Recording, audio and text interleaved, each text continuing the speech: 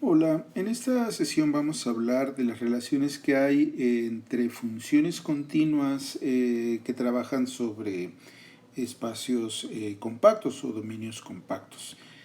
El primer resultado lo que dice es que si nosotros tenemos dos espacios métricos, X y junto con sus respectivas métricas, voy a dibujar aquí los espacios, y nosotros tenemos un subconjunto en el espacio X, que es un conjunto compacto, y una función que va del conjunto vamos a tomarlo como el dominio de la función f. F va a ser una función continua, entonces con todas estas hipótesis, lo que asegura el resultado es que la imagen de bajo F, o sea, el conjunto F de va a ser un conjunto compacto. Entonces, para probar esto, vamos a probarlo por medio de la definición de conjuntos compactos, y para esto requerimos dar una cubierta abierta del conjunto F de esa cubierta abierta arbitraria, y extraer de esa cubierta una subcubierta finita. Entonces, bueno, pues sea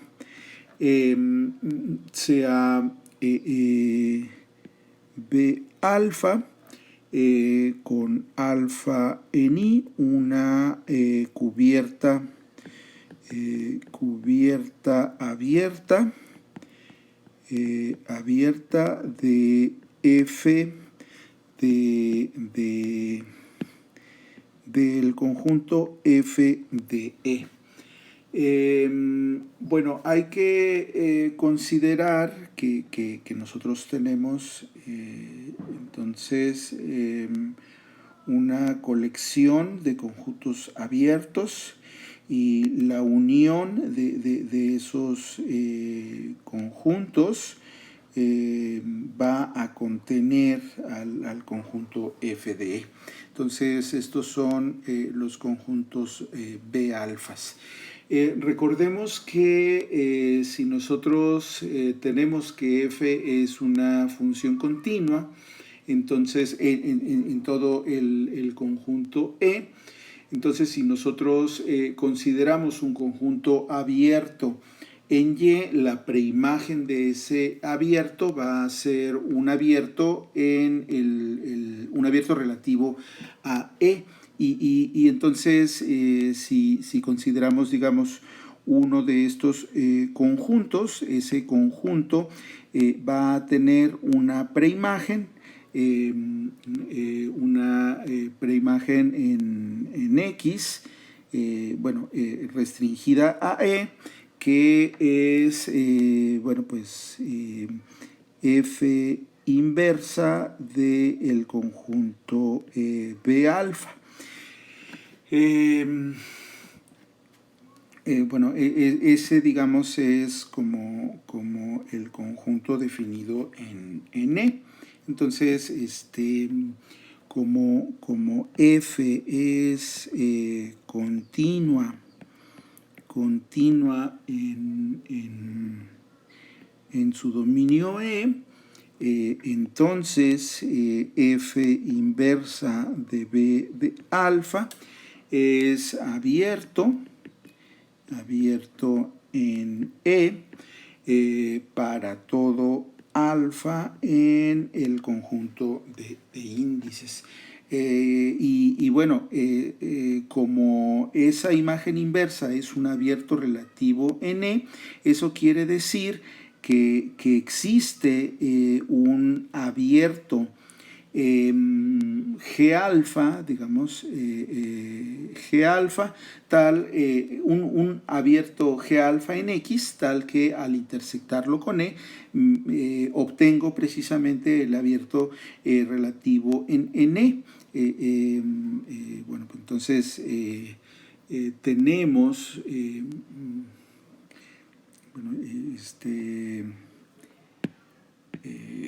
tenemos que existe abiertos G alfa en X, en el espacio X abierto, tal que F inversa de B alfa, que es el abierto relativo en E, es igual a G alfa intersección con E para todo alfa en el conjunto de índices, puesto que F inversa de B alfa es abierto relativo en E.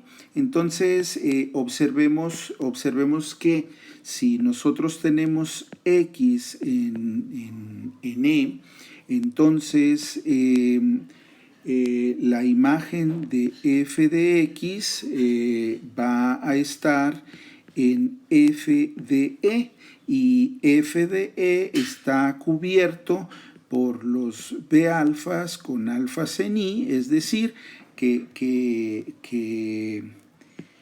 tiene que caer necesariamente en algún alfa, es decir, que si yo tomo un punto X en E, ese punto va a tener una cierta imagen que es F de X, y F de X al estar en F de E, pues va a estar en la unión de los B alfas, y si está en la unión de los B alfas, entonces necesariamente está en algún B alfa 0. Esto, bueno, pues quiere decir que existe un alfa 0 en I, tal que F de X está en B alfa 0 para ese alfa 0 en el conjunto de índices. Y por lo tanto, si eso ocurre, por lo tanto, X está en la preimagen de B alfa 0, y esa preimagen, bueno, pues está contenida en, G alfa, en el G alfa 0 correspondiente. Es decir, que nosotros tenemos que si X es un punto cualquiera en E, entonces la imagen de ese punto está en un B alfa 0, y ese B alfa 0 tiene una preimagen en su dominio, y por lo tanto, por la manera en que habíamos construido los G alfas, entonces habrá un G alfa 0, de tal manera que X esté en G alfa 0, y G alfa 0 pues es uno de esos abiertos que definen a las preimágenes de los abiertos en Y que cubren a F de E. Entonces observemos que si esto ocurre y X está en G alfa 0, bueno, pues esto está contenido en la unión de todos los G alfas con alfas en I. Observemos que esta X era una X arbitraria en E, y estamos viendo que esa X, bueno, pues está en la unión de estos G alfas. En consecuencia, lo que tenemos es que E está contenido en la unión de los G alfas con alfa CNI, en donde los G alfas eran abiertos. Esto quiere decir que la familia de los G alfas con alfa CNI es una cubierta abierta, de E. Ahora recordemos que como E es compacto, entonces al ser G alfa una cubierta abierta, podemos extraer una subcubierta finita. Esto quiere decir que existe alfa 1 hasta alfa n en el conjunto de índices, tales que E está contenido en la unión de I igual 1 a n de G alfa I. Ahora, pues, si nosotros tenemos eso, observemos que E va a estar contenido en esa unión. Bueno, voy a ponerlo acá abajo. Y si está contenida en esa unión, está contenida en esta unión intersección con E. Simplemente, bueno, pues estoy como recortando, digamos, las partes que le sobran a la unión de los G alfas para quedarme exclusivamente con el conjunto E. De hecho, lo que nosotros tendríamos pues es básicamente la igualdad. Pero bueno, en realidad no la requiero, porque lo que voy a tener es que esto es igual a la unión de I igual 1 a n de G alfa I intersección con E. Y G alfa I intersección con E es precisamente la preimagen de F de alfa I. Es decir, que esto que tenemos aquí es igual a la unión de I igual 1 a n de F inversa de B alfa I. Por lo tanto,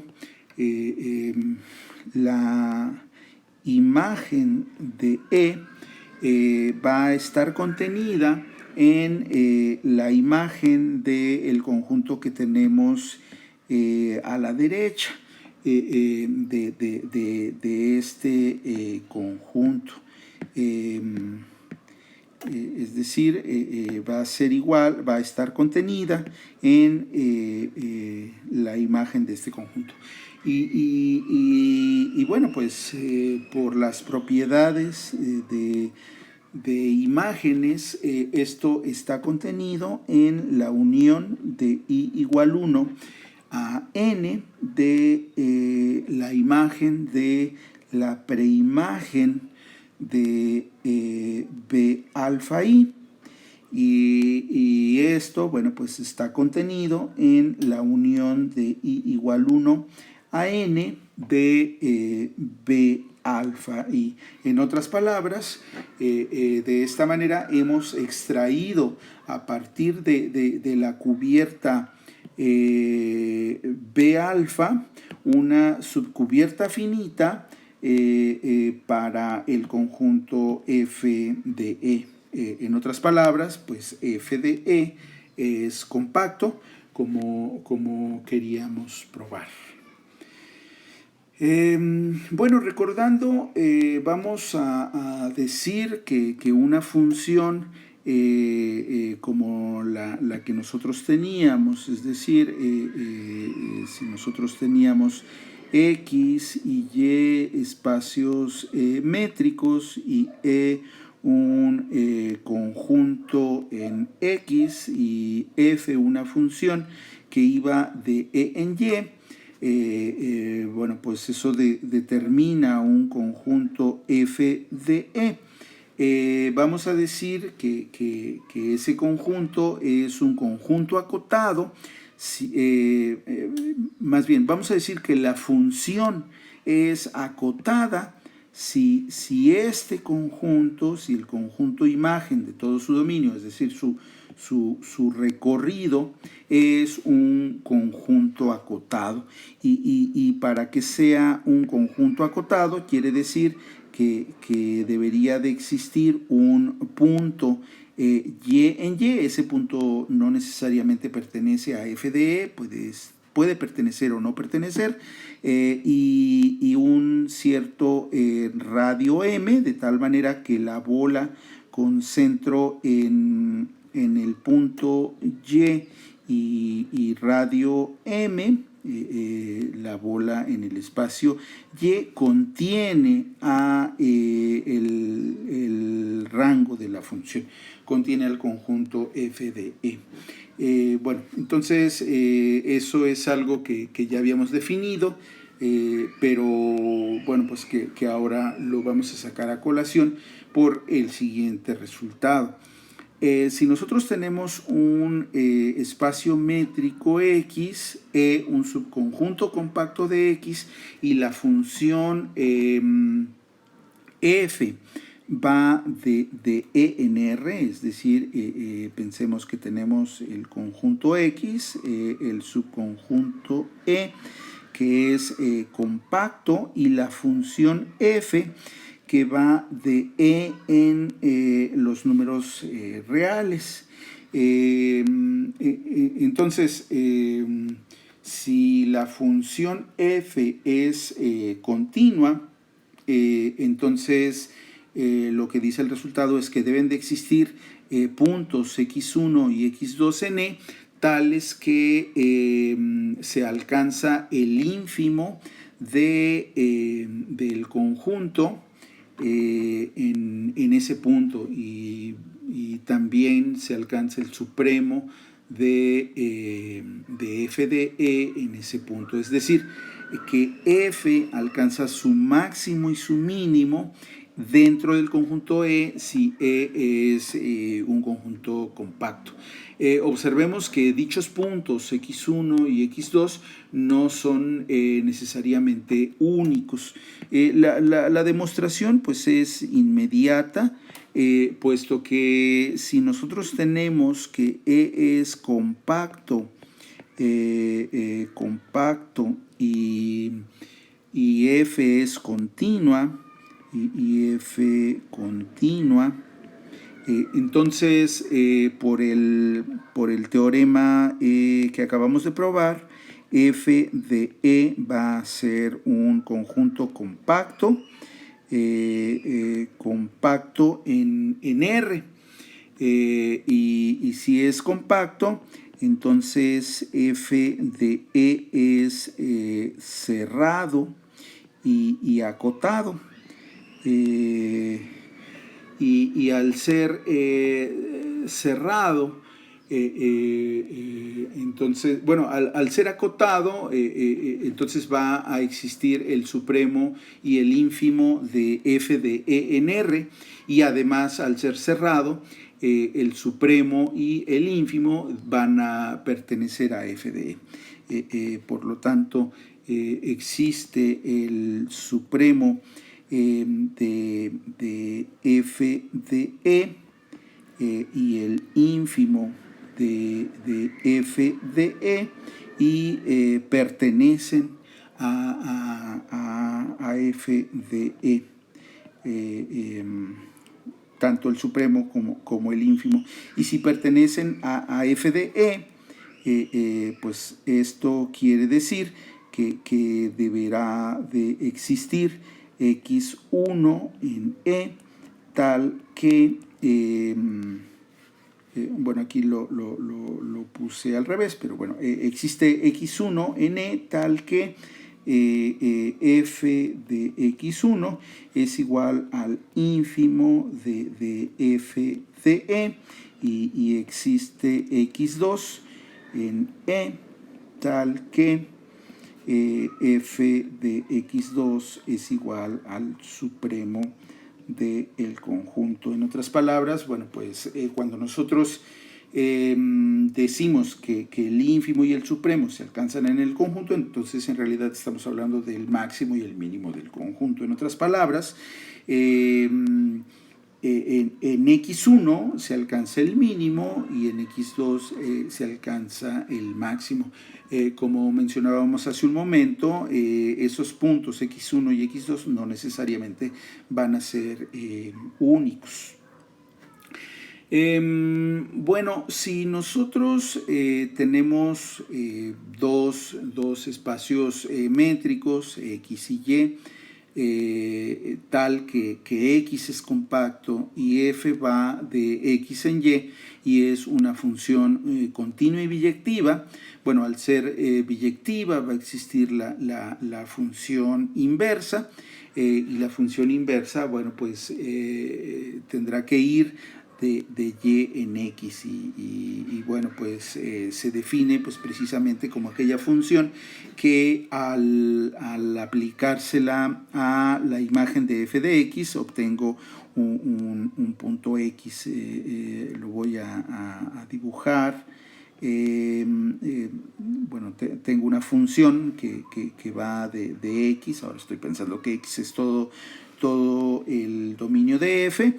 Entonces, si yo considero un punto X en X, voy a obtener una imagen f de X y de esta manera, digamos, puedo yo considerar que la función inversa pues es una función que manda a f de X en el punto X.